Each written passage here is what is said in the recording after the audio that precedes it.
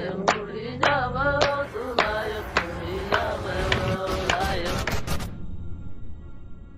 3-minute video clip shot on an old phone in low resolution and blurry quality shows a simple scene: people laughing in a house, drums playing, and a celebration underway. A young man starts recording. Boys are dancing while girls sing and clap. There was nothing untoward here, no appropriate behavior, no physical contact. It was just a wedding video. To you and me, this might seem like nothing more than an old clip. But for Kohistan, it became an issue that cost everyone involved their lives. The video spread like wildfire, a fire that would raise questions about the entire country of Pakistan and its weak systems. As the story unfolds, you will see how manipulation and tribal laws can utterly destroy a person's honor, life, and body. लेकिन मुझे 100% यकीन है कि उल्टा उस आदमी, उस जालिम के हक में फैसला जाएगा, इसलिए ऑटोमेटिक पहले से हम फैसला कर लेते हैं कि हम उसको खत्म करें. This is the true story of a remote village in Pakistan where the country's laws have never truly reached. The village is called Kohistan, a place that is technically part of Pakistan but is extremely backward. It takes a week just to deliver goods there. Consequently, the state's laws do not apply. Instead, the jirga holds sway, a council of the village's most influential and respected elders who make all the decisions. The events began on June 4, 2012, when a man named Afzal Kohistani held a press conference. He played this very video clip and announced, हमारे पूरे इलाके में ये बात अभी तक पता है और मुझे रिक्वेस्ट है कि मुझे चीफ साहब से यानी चीफ जस्टिस साहब से हमने बयान दे दे हम बिल्कुल बयान दे साहब के सामने मैं अपना बयान दे that he was about to reveal a horrifying story. He stated that in this video, you can see 6 people in a small room. 4 girls singing a Kohistani song and 2 boys performing a local dance. They had gathered for a small get-together after a wedding in their village before eventually returning to their respective homes. The 4 girls visible in the video were Sareen Jan, Begum Jan, Baziga, and Amina. This clip was from 2010 and had simply sat forgotten on a phone. Days and months passed and everyone's life moved on smoothly. It might never have been watched at all, but fate had other plans. This was the case because in Kohistan, the gravest crimes were not murder, burning someone alive, or rape. The ultimate offense was a woman merely being in the vicinity of a man who was not her relative. The local belief held that if a woman from one's household spoke to an unrelated man, it would result in a loss of honor, a blackening of the face, and make them a laughingstock in society. Now consider this: in a land governed by such codes, these women had committed a sin simply by singing alongside men. They had committed an offense punishable by death. When the video circulated, the jirga obtained proof that these women had not only engaged in this shameful act but also recorded it. Somehow, the video surfaced 2 years later. A clip from 2010 went viral in the region in 2012. Suddenly, the clip was on every phone, the topic on everyone's lips, and the question in everyone's household: who committed such a shameful act? Meanwhile, the woman had never imagined that a 2-year-old wedding video would resurface and become a noose around their necks. A jirga was immediately convened. No one knows exactly what happened there, but according to Afzal, those 5 women were locked in a tiny room, a space barely large enough to hold a single wardrobe. It was a sweltering and pitch dark inside. Every morning the door would open and scalding water would be poured over them. At night, burning coals were thrown onto their bodies. This went on for weeks until their bodies were severely burned, leaving them without even the strength to sweep or scream. Then one final time, a jirga convent, and at 2 a.m., the 5 girls and 2 boys were sentenced to death. This is what Afzal revealed. Now the question arises, who was Afzal and why was he doing all of this? He was the brother of the 2 boys who had appeared in that video. After being sentenced to death, Ben Yasser and Gul Nazar had gone into hiding. Afzal knew the jirga would soon track them down, so he wanted Pakistani law to intervene quickly. He had resolved that he would not let any harm come to them. That is why he came to Ahmedabad and held a press conference. He revealed how the village elders had killed women all in the name of honor killing. Hearing this, the people of Kohistan were enraged.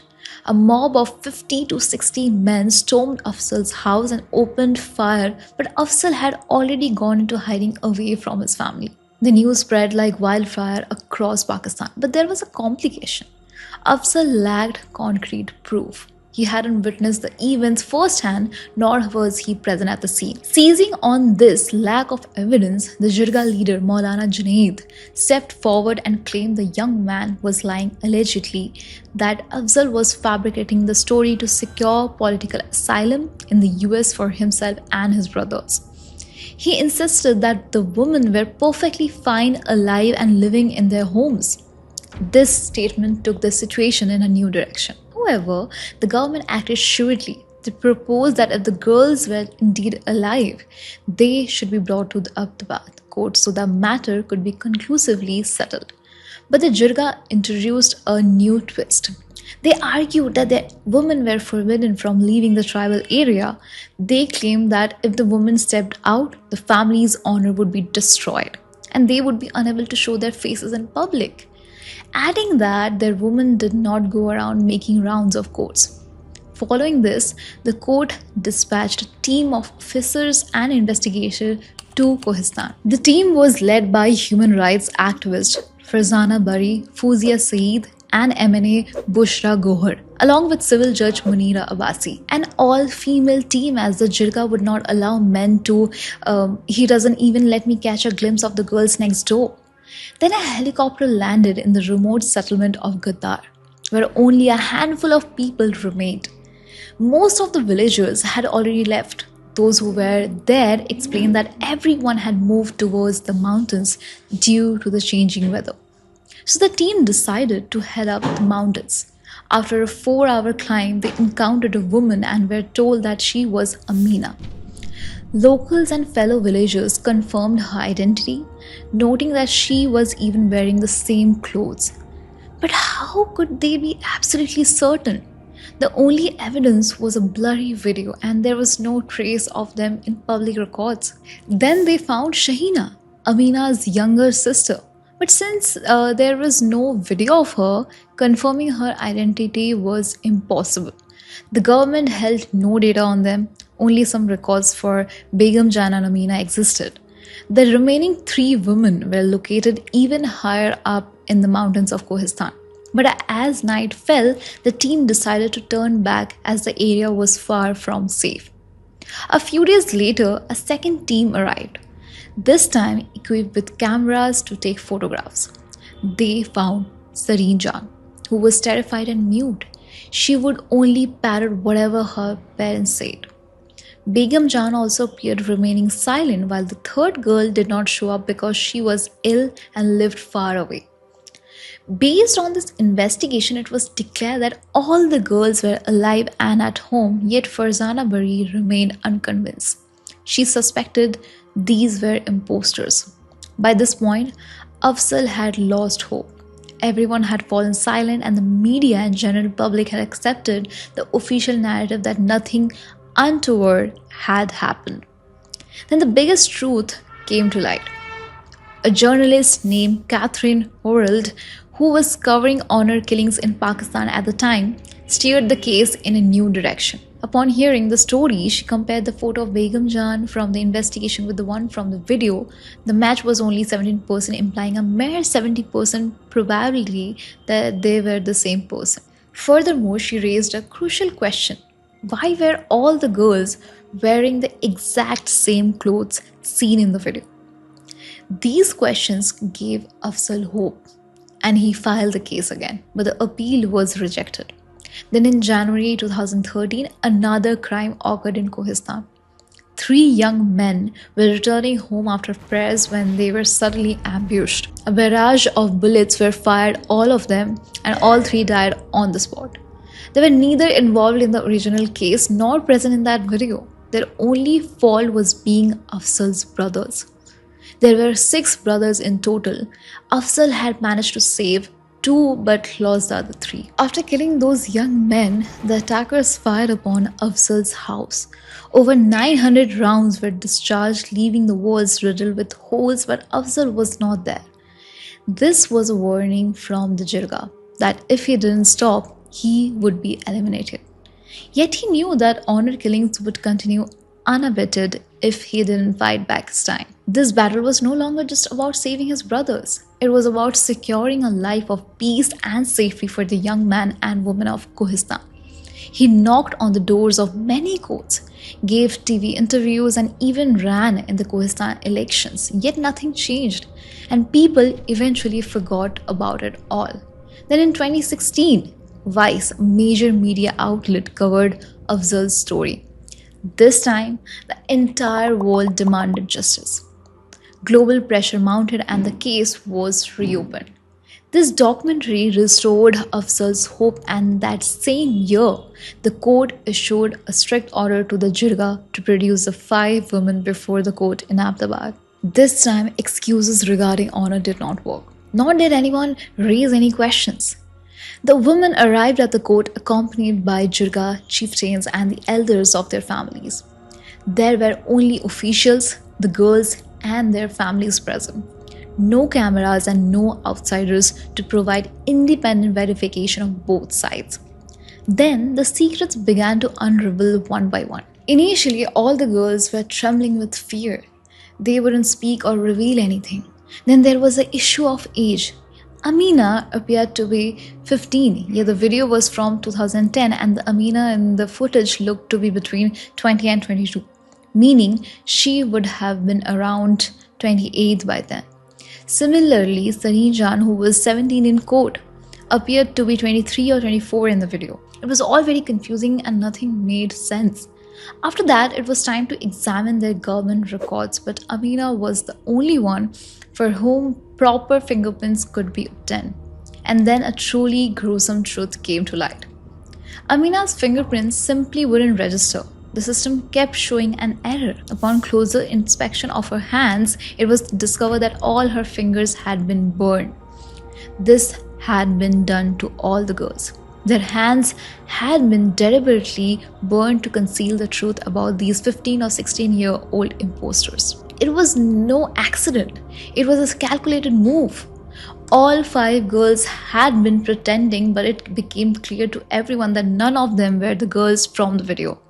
It was now evident that Afzal was telling the truth and his case had become very strong. However, the question remained, who had actually committed the murder? It took another year and a half to find the answer. Finally, in July 2018, with the jirga's approval, the girls' families, their fathers, brothers, and uncles appeared in court and admitted that the girls were no longer alive. They asked, what mattered more, honor or the girl? It was a matter of honor, so they killed them. According to accounts, Begum Jan, Sareen Jan, Baziga were killed together, and their bodies were made to disappear. The local police in Kohistan confirmed that the bodies had been dumped into the Chor Nala in Palace Valley. Just imagine the scale at which this was happening. A case from 2012 only came to light in 2018. Nothing was ever learned about the fate of the 2 remaining sisters, though it is now accepted that they too are no longer alive. Afzal had been fighting this case for 8 years, yet it is not as if he would get a chance to start a new life or live happily, because so far we have only discussed 8 deaths, whereas 9 lives were lost. So who was the last person? The last person was Afzal himself. In 2019, Afzal was secretly traveling to the court in unmarked truck. As he was getting off, a mob of unknown individuals openly fired on him. and he lost his life. Here, I want to tell you about another timeline that reveals the true face of the local police.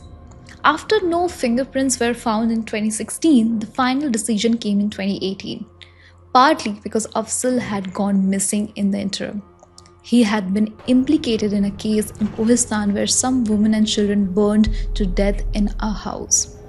Afzal was blamed even though, strangely, he wasn't even present at the time. Yet, under pressure from the jirga, he was jailed for a year and a half before eventually being released due to a lack of evidence. A man who raised his voice against honor killing fell victim to itself. And it is not as if this incident brought about any change in Kohistan or Pakistan. Honor killings still occur here today, and people are still killed in the name of honor and shame. According to data from the Guardian, 470 women were killed in the name of honor, and that too without any evidence.